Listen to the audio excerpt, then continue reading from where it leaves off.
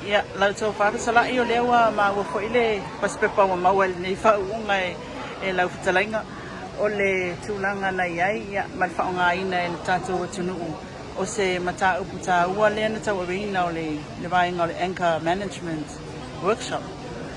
Nasau sila fia le tūlanga lea i tunu tātou atunuu ma le mana o mia o i nā tau e whakoe ina le tūlanga lea sila. Whakataya le meta o le wa ma tau e na whaatu no po kalame nei me sia o ngani le anga u whaatu pula ia pe whaati tau ni tonu ai tonu nuku e kale sia ma le tunu ai o le tau whai na ia vaveo nei doa ni au wale fofoa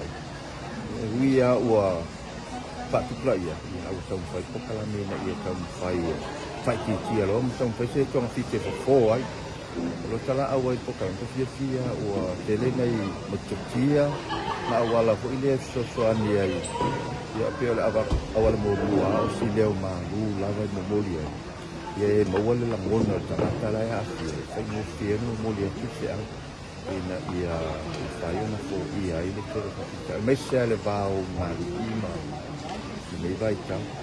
na ki fia o pai no botão pai ele foi no fia e o no ilato ko i mai le tunu Australia sa fa ti nei ko kala ya fa ta ya la hul bai bai asa to pai ya pa ti no ki sai ma ko kala O fele la nga i whaunga i whaspepa lea?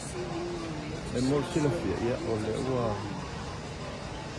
ala wina o le ko kala me to ma mai pa ti no ya le so so ani e na to me sila vali tu pa ma wa fia i ta wa yang Pak Tau,